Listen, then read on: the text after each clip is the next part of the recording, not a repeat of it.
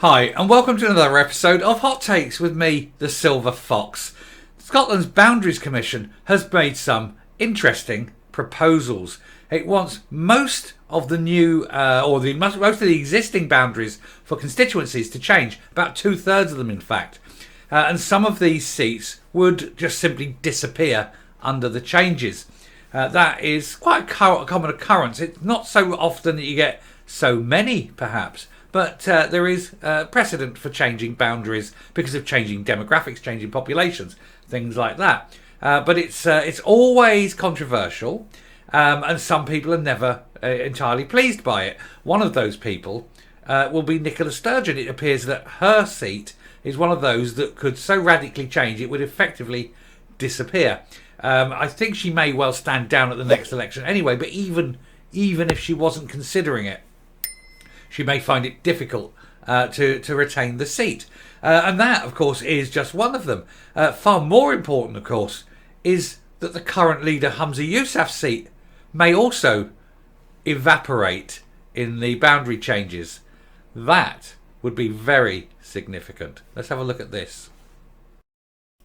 So, Yousaf's seat amongst the constituencies that could be scrapped or changed.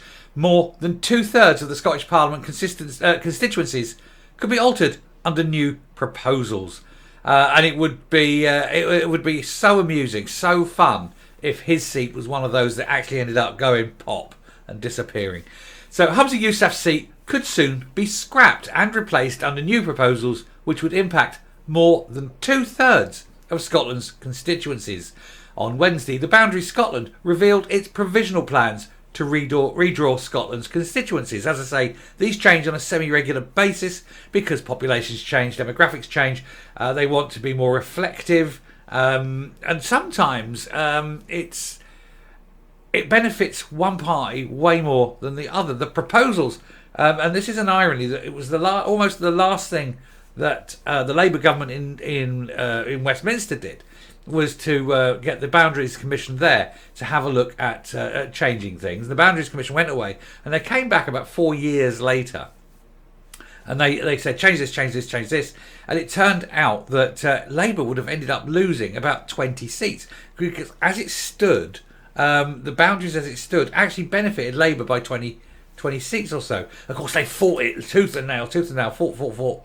So of course it was in that early heady days of the coalition back in when was that 2010 when you had that they had the Tories couldn't even get a majority then. Had those boundary changes at the time been in place, the Tories would have had about a 2 or 3 seat majority, wouldn't have had to go into coalition with the Lib Dems. Even then when they won in 2014, I think it was the end of 14, 2015 it was, they had to go the full 5 years. So 2015 they had the election. And again, they won, but they only had a tiny, razor-thin majority. But with those boundary changes, they'd have had a fairly significant, maybe 25-seat majority. Would have made life a lot more comfortable. Then you had the Boris thing, and they had an 80-seat majority. That would have given them maybe a 100-seat majority today. They can't guarantee that next time. So these boundary changes, they do happen, and they can be massively significant, but certainly if you're the sort of guy like him who's going to lose a seat. Anyway, under the proposals, 25 seats for the MSPs would have both new names and new boundaries. A further 25 would have minor changes and retain their existing name, and 21 would be unchanged.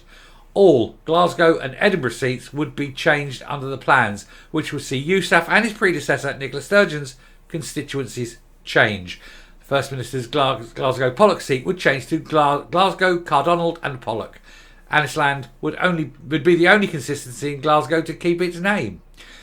And North East Fife will be the only seat in Scotland to have its name changed from Fife North East. What a change! From Fife North East to North East Fife. Seriously? And will retain its boundaries. I was going to say that's sort of Kirkcaldy, isn't it? But it's not. Kirkcaldy is not North East Fife, is it? Anyway, Boundaries Scotland, the independent body which advises the Scottish Government on constituencies and regions at Holyrood, has now opened a month-long public consultation on the proposals. Still can't work out why you change it from North East Fife to Fife, from Fife North East to North East Fife. without, it's a point. Anyway, it'll be the first time MSP seats will have changed since 2011. Since then, there have been several changes to the Scottish electorate, including expanding the vote to 16 and 17-year-olds. Ronnie Hines, chair of the Boundary Scotland, said, "I believe our provisional proposals offer a robust set of constituencies within the legislative rules set for us. They represent a necessary rebalancing of reflect movements of the electorate in Scotland since parliamentary boundaries were last reviewed." And this is the thing, you're going to get things, people move, people change. You have a constituency that was, say, 100,000 people 10 years ago.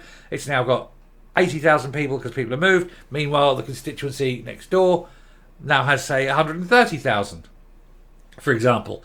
And then they're going to say, right, well, we'll change this boundary that will come around, it'll take in these bits. And then the two constituencies represent about 130, represent sort of 100,000 each again. Shave a bit off there, add a bit there. You do get some gerrymandering of constituencies, and that way, this is you see it particularly where you've got long, straight, little panhandles that go in, and they can make a big difference as well. Because if you've got, for example, let's say an area that is very, very closely fought between, say, Labour and the SNP, and then a little panhandle comes in and picks up an area that was previously very strongly Labour, then obviously that whole constituency will fall to Labour at the next election. And so they have to be very careful about gerrymandering the results like that. And it does happen. Anyway, today they said is the beginning of a process, and we want to hear the views of the public. We will reflect on responses to the Constitution and make changes where appropriate and where the legislation allows us to do so. And just a bit of crap about how you get involved there. But it would be very amusing to see that man's seat split in two. He would have to choose if he wanted to retain there, or maybe sod off back to Dundee where he lives and represent those people. Although I suspect the Dundonians have more sense than to vote for him. I've been to Dundee. Jute, jam and journalism. Not so much. I don't know about they still do the jute, but I know they still do the jam. But yeah, it's they're not a dumb race. They wouldn't put up with his crap in Dundee. A hardy lot, the Dundonians. Anyway, I was I'll round that off there. I'll come up. But it was just interesting to see. But I would love to see those seats change to such an extent that some of the senior figures in the SNP might be having a bit of a squeaky bum time. Anyway, coming up. So yes, it's not long now. They'll get the proposals. There'll be a lot of infighting, won't there? Oh, you can't change that. You can't change that. One or two of them will be very, very worried indeed. I think one or two SNP members may be, how can we put it, in denial for a while, because they will look at it and they will see straight away they have got zero chance of winning in their new seat. I think it also, this is the thing, it also gives the local associations the chance to boot out some people that they think aren't necessarily the best people for the job. This undoubtedly would happen, because there's a lot of people that are in there because they've sort of inherited the seat from the old days. Oh, I've always represented this constituency, but new constituency, new broom. We're fighting a different battle now, and they can get rid of some of the old guard. And I think that had Kate Forbes won the leadership election, that undoubtedly would have happened.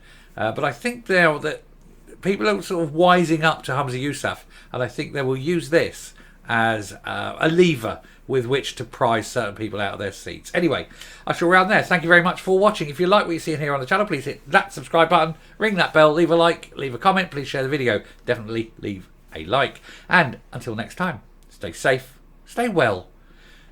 Don't worry about the seat changes. Let's hope they all get out. And goodbye.